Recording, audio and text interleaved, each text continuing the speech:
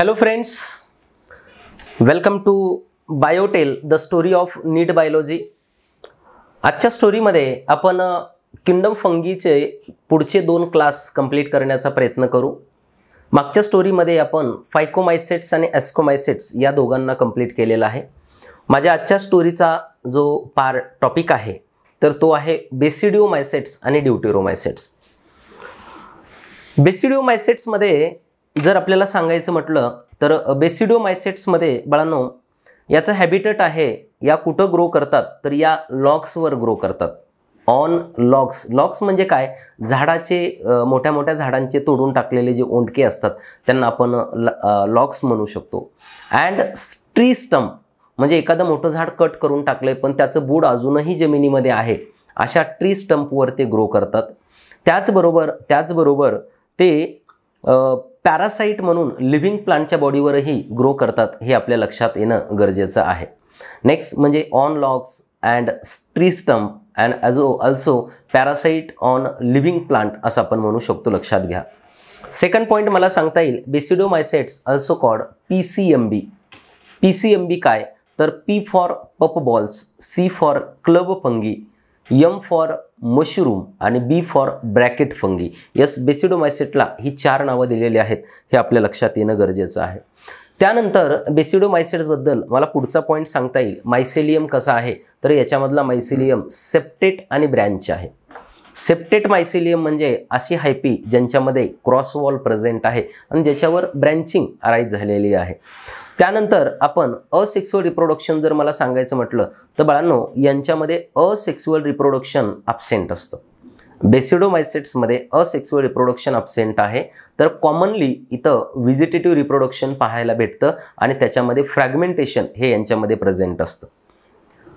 त्यानंतर सेक्सुअल रिप्रोडक्शनबद्दल आपल्याला असं सांगता येईल की सेक्सुअल रिप्रोडक्शनमध्ये बाळांनो बेसिडिओमायसेट्समध्ये सेक्सुअल स्पोअर तयार होतात आणि त्या स्पोअरचं नाव आहे बेसिडिओस्पोअर. मागच्या क्लासमध्ये ॲस्कोस्पोअर होते, इथं आहेत बेसिडिओस्पोअर. आणि हे बेसिडिओस्पोअर कशा प्रकारे तयार होतात हे आपण पाहू. बाळांनो यांच्यामध्ये सेक्स ऑर्गन ॲब्सेंट असतात. बेसिडिओमायसेट्समध्ये सेक्स ऑर्गन ॲब्सेंट असतात, पण इथं आपल्याला प्लाझ्मोगॅमी पाहायला भेटते. काय पाहायला भेटते? प्लाझ्मोगॅमी पाहायला भेटते. आता प्लाझ्मोगॅमी म्हणजे काय तर हे मागच्या स्टोरीमध्ये आपण कंप्लीट केलेलं आहे. याच्यामध्ये दोन मोटाईल किंवा नॉन मोटाईल गॅमेटचा प्रोटोप्लाझम फ्यूज होतो. बॉडीच्या सेल त्यांना आपण सोमॅटिक सेल किंवा व्हिजिटेटिव्ह सेल म्हणतो. डिफरंट स्ट्रेन आणि डिफरंट जिनोटाईपच्या एकमेकांजवळ येतात आणि या 2 सेलचा प्रोटोप्लाझम फ्यूज होतो आणि या स्टेपला आपण प्लाझ्मोगॅमी म्हणतो.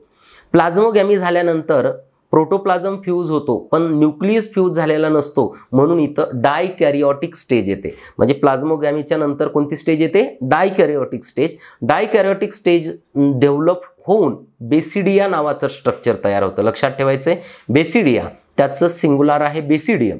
आणि या बेसिडियाच्या आतमध्ये कॅरिओगॅमी म्हणजे न्यूक्लिअर फ्युजन आणि मिओसिस होतं आणि त्यानंतर 4 बेसिडिओस्पोअर तयार होतात. किती? 4 बेसिडिओस्पोअर तयार होतात, लक्षात ठेवायचं.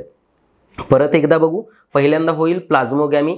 2 व्हिजिटेटिव्ह किंवा सोमॅटिक सेल डिफरंट स्ट्रेन आणि जिनोटाईपच्या एकत्र येतात आणि प्लाझ्मोगॅमी होते. प्लाझ्मोगॅमीच्या नंतर डायकॅरिओटिक स्टेज येते. डायकॅरिओटिक स्टेजच्या नंतर बेसिडियम तयार होतं. बेसिडियममध्ये कॅरिओगॅमी आणि मिओसिस होतं आणि त्यानंतर 4 बेसिडिओस्पोअर तयार होतात. आता हे जे बेसिडिओस्पोअर आहेत हे बेसिडियामध्ये तयार झालेले असतात आणि हे सगळे बेसिडिया अरेंज होऊन एक फ्रुटिंग बॉडी तयार होते, त्याला आपण बेसिडिओकार्प म्हणतो. लक्षात ठेवायचं म्हणजे बेसिडियममध्ये कॅरिओगॅमी होऊन मिओसिस होऊन बेसिडिओस्पोअर तयार झाले होते आणि हे सगळे बेसिडिया अरेंज करून एक फ्रुटिंग बॉडी तयार होते, त्याला आपण म्हणतो बेसिडिओकार्प. हे आपल्या लक्षात येणं गरजेचं आहे. बरं, आता आपण सेक्सुअल रिप्रोडक्शनमध्ये बेसिडिओस्पोअर तयार झाले, हे बेसिडिओस्पोअर जर्मिनेट होऊन नवीन फंगस तयार करू शकतात, हे आपल्या लक्षात येणं गरजेचं आहे. बरं, आता यानंतर जर आपल्याला सांगायचं म्हणलं याचे एक्झाम्पल्स काय आहेत. एक महत्त्वाचा पॉईंट मी सांगतो की बेसिडिओस्पोअर हे बाळांनो एक्झोजिनसली प्रोड्यूस होतात, कारण ते कुठल्याही सॅकच्या आतमध्ये तयार होत नाहीत, हे एक्झोजिनसली प्रोड्यूस होतात. मग मला 4 पॉईंट इथं खूप प्रकर्षाने सांगावे वाटतात. झूस्पोअर जे फायकोमायसेट्समध्ये होते ते इंडोजिनसली प्रोड्यूस होतात. कोनिडिया हे एक्झोजिनसली प्रोड्यूस होतात.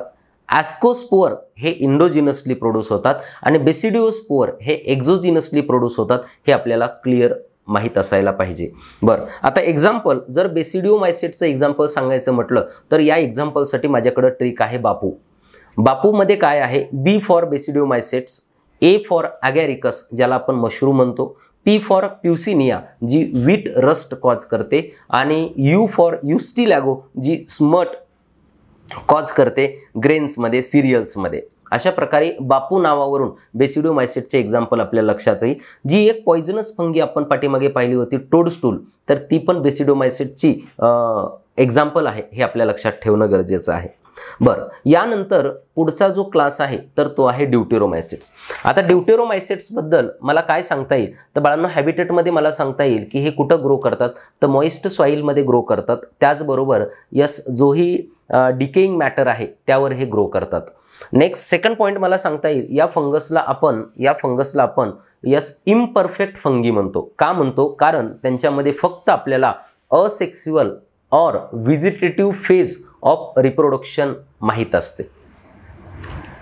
ड्यूटेरोमायसेट्स also called imperfect fungi because only asexual or vegetative phase of reproduction known असं सेंटेन्स बनवलेला आहे. नेक्स्ट यानंतर मला त्यांच्यामधला मायसिलियम सांगता येईल, तो सेप्टेट आणि ब्रँच आहे. त्यानंतर असेक्सुअल रिप्रोडक्शनमध्ये आपण काय सांगू शकतो तर असेक्सुअल रिप्रोडक्शनमध्ये बाळांनो त्यांच्यामध्ये मेनली कोनिडिया नावाच्या असेक्सुअल स्पोअरपासून रिप्रोडक्शन होत असतं. त्यानंतर सेक्सुअल रिप्रोडक्शन यांच्यामध्ये ॲब्सेंट असतं, हे खूप महत्त्वाचं पॉईंट आहे. आणि जरी सेक्सुअल रिप्रोडक्शन सापडलं त्यांच्यामध्ये तर ते कुणासारखं आहे पाहिलं जातं. म्हणजे सेक्सुअल रिप्रोडक्शन हे ॲस्कोमायसेटसारखं आहे का बेसिडिओमायसेटसारखं आहे, त्यानुसार तिला ॲस्कोमायसेट्स किंवा बेसिडिओमायसेटमध्ये ट्रान्सफर केलं जातं, हे आपल्या लक्षात येणं गरजेचं आहे. बरं, ड्यूटेरोमायसेट्सबद्दल अदर पॉईंट जर मला सांगायचं म्हटलं तर ड्यूटेरोमायसेट्स बाळांनो या सॅप्रोफायटिक फंगस आहेत, या पॅरासिटिक फंगस आहेत, या डिकम्पोजर आहेत. मेजॉरिटी फंगस या डिकम्पोजर आहेत आणि मिनरल सायक्लिंगमध्ये महत्त्वाचा रोल प्ले करतात या फंगस, हे आपल्याला माहीत असलं पाहिजे. मिनरल सायक्लिंगमध्ये ड्यूटेरोमायसेटचा खूप महत्त्वाचा रोल आहे, कारण त्या डिकम्पोजिशन करतात. डिकम्पोजिशन झाल्यानंतर मॅटरमधले मिनरल सॉईलमध्ये जातात, सॉईलमधून प्लांट वापरतो, प्लांटकडून हर्बीवोरस कार्निवोरसकडे जातात आणि सगळ्यांची डेथ झाल्यानंतर परत त्याचं डिकम्पोजिशन होऊन सॉईलमध्ये जातात. तर अशा प्रकारे हे मिनरल सायकल मेंटेन करायला डिकम्पोजर म्हणून ड्यूटेरोमायसेट्स महत्त्वाचा रोल प्ले करतात. याचबरोबर एक्झाम्पल जर सांगायचे म्हटलं तर माझ्याकडे ट्रिक आहे D act. D for deuteromycetes, A for Alternaria, C for Colletotrichum आणि टी फॉर ट्रायकोडर्मा. हे सर्व एक्झाम्पल्स आहेत कोणाचे? ड्यूटेरोमायसेट्सचे. चला परत एकदा एक्झाम्पल घेऊ आपण. फायकोमायसेटच्या एक्झाम्पलसाठी आपण परशुरामाची ट्रिक दिली होती. परशु म्हणजे phycomycetes, R for Rhizopus, A for Albugo, M for Mucor. ॲस्कोमायसेट्सला 7 एक्झाम्पल आहेत. Penicillium, yeast, Aspergillus, Claviceps, morels, truffles आणि न्यूरोस्पोरा असे 7 एक्झाम्पल आहेत. बेसिडोमायसेट्समध्ये बापू ट्रिक आहे. B for basidiomycetes, A for Agaricus, P for Puccinia आणि यू फॉर युस्टिलॅगो हे example आहेत. आणि ड्यूटेरोमायसेट्समध्ये 3 एक्झाम्पल आहेत. त्यासाठी ट्रिक आहे डी ॲक्ट. डान्स ही ॲक्ट आहे, तर D for deuteromycetes, A for Alternaria, C for Colletotrichum आणि टी फॉर ट्रायकोडर्मा. अशा प्रकारे आपण फंगसचे रिमेनिंग 2 क्लास आज कंप्लीट केलेले आहेत. यस, पुढच्या स्टोरीमध्ये आपण असेल्युलर ऑर्गॅनिझमकडे जाऊ. चला, स्टोरी ऐकायची आहे आणि आवडल्यास लाईक शेअर जरूर करायचे, कमेंट करायचे. थँक्यू.